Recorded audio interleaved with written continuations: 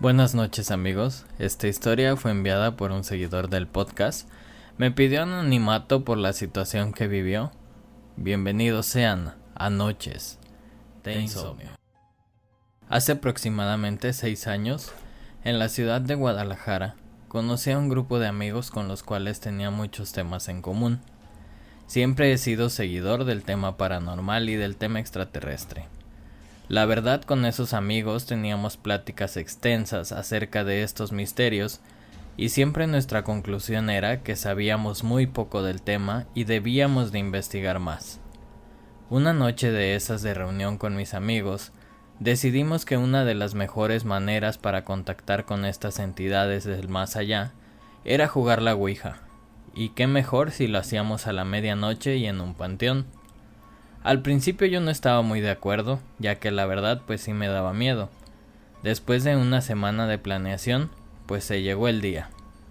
Toño y José Luis, dos de mis amigos, decidieron que lleváramos velas y algunas cosas más para que realmente se diera un contacto, ya que ellos habían leído de eso durante meses.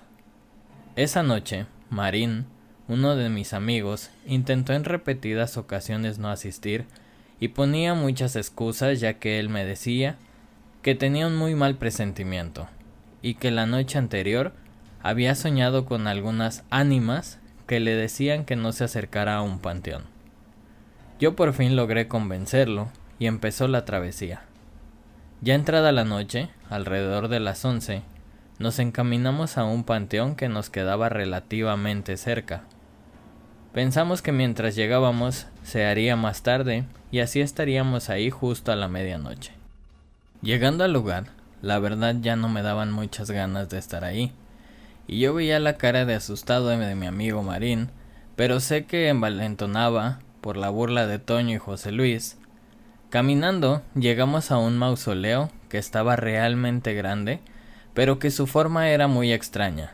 Se podía ver en su interior lo que pudimos entender una cara de un demonio o algo así en una escultura. Cabe recalcar que en ese mausoleo era el único que no tenía ninguna imagen religiosa y que se veía que le daban buenos cuidados, digo en comparación de los otros mausoleos que se notaban completamente descuidados. Toño pensó, ¿y por qué no jugar aquí?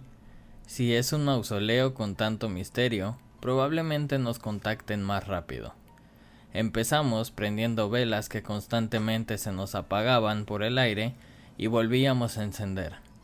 Toño y José Luis eran los más entusiasmados, así que decidieron que ellos dos empezarían la conexión. Al tocar el corazón que marca las letras, en automático pude ver como si hubieran entrado en un estado de trance o algo así. Salían preguntas de su boca y rápidamente el corazón se movía. Marín se dio cuenta y empezó a tener como una crisis nerviosa. Yo le dije tranquilo, son nuestros amigos y probablemente nos quieren asustar.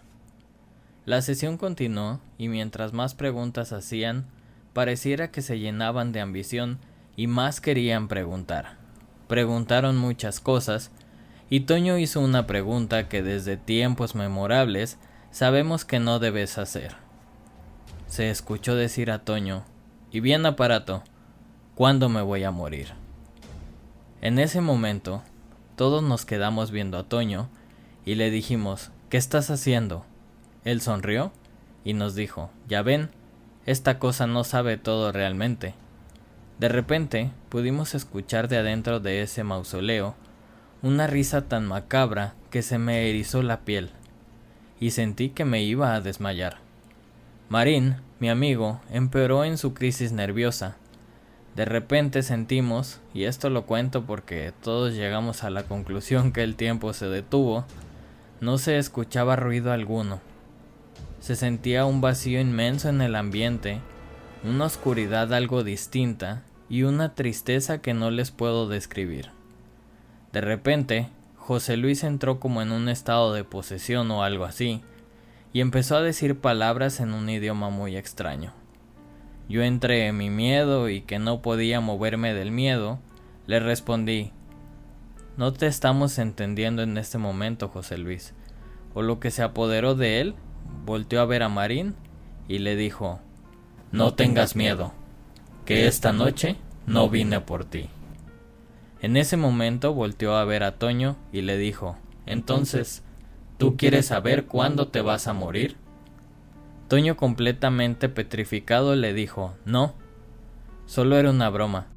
En ese momento, de la boca de José Luis emergió esa misma carcajada que se escuchó dentro del mausoleo. Las velas ya se encontraban apagadas para ese momento, y yo sentía que algo me decía que había que encender una vela. Yo luchando contra todo, y a pesar de sentir como si me encajaran agujas al intentar moverme, por fin pude encender una vela. José Luis volteó y con esa voz demoníaca me dijo: ¿qué estás haciendo? E intentó atacarme. La sorpresa fue que entre Marín y Toño pudieron agarrarlo para evitarlo. Y aunque lucharon con todas sus fuerzas, no fue suficiente. Ellos, al ver esta acción y podernos mover, encendieron más velas y pareciera que cada vela que encendía le quitaba fuerza a eso que tenía poseído a José Luis. Yo creo que por el ruido o nuestros gritos constantes de miedo, el velador del panteón por fin llegó. Al llegar y ver la situación, sacó de una de sus bolsas un rosario y un frasquito que él decía que era un aceite bendito. Tomó a José Luis por un brazo y nos pidió ayuda al momento de sostener a José Luis. Nosotros sentíamos una fuerza impresionante. El velador empezó a rezar y a poner de ese aceite a José Luis en la frente en forma de cruz. De la boca de José Luis solo emanaban groserías y muchas cosas que nos decía que nos iban a ir muy mal. Ya, pasado alrededor de una hora, por fin José Luis volvió en sí. El velador nos dijo: muchachos, levántense y corran. Corran sin mirar atrás y no se detengan por nada. Entre tropiezos y miedo, corrimos como nunca en nuestras vidas. Al llegar a la entrada del panteón, había una caseta y ya estaba más iluminado. En ese momento salió el mismo velador, o lo que pensábamos era el mismo velador, y nos dijo: muchachos, ¿qué andan haciendo aquí a esta hora? Solo le dijimos que veníamos de la tumba donde él nos ayudó. Él simplemente, con una cara de confusión, nos dijo: muchachos, yo me acabo de despertar, y eso porque los escuché. En ese momento me heló la sangre y dijimos: entonces, ¿quién nos ayudó? Por fin llegamos a la casa de Toño, donde pasaríamos lo que quedaba de la noche para descansar y asimilar un poco de eso que nos había pasado. A los días, Toño empezó a enfermar y constantemente lo llevaban sus padres o nosotros al médico. Nadie sabía qué era lo que tenía, solo que estaba bajando mucho de peso, pero no pareciera tener enfermedad alguna. Pasados 5 meses de esto, Toño estaba irreconocible. Él simplemente había sido muy corpulento y hacía mucho ejercicio. Ahora pareciera simplemente un esqueleto andante. Y sí, en efecto, Toño falleció. Nunca pudieron darle una información exacta a su familia de qué causaba esa enfermedad o por qué él pasaba por eso. Por nuestro lado, siempre pensábamos que podía ser derivado de la pregunta que Toño realizó ese día a la Ouija, y que sí, en algún momento ese demonio o entidad que nos persiguió, pues por fin logró su cometido. Ya han pasado los años, y yo aún puedo sentir ese miedo tan fuerte al pasar por ese lugar, y recordar que aquella noche, que nunca más nos volverá a ser las personas que éramos antes de eso. Les envío un cordial saludo. Pues amigos, así es como acaba el relato, el cual nos enviaron un seguidor del podcast. Por mi parte es todo, espero que estén disfrutando de este contenido. No olviden seguirme en Facebook como Las Noches de Insomnio y recuerda que puedes escucharnos en YouTube y todas las plataformas digitales. Les deseo buenas noches.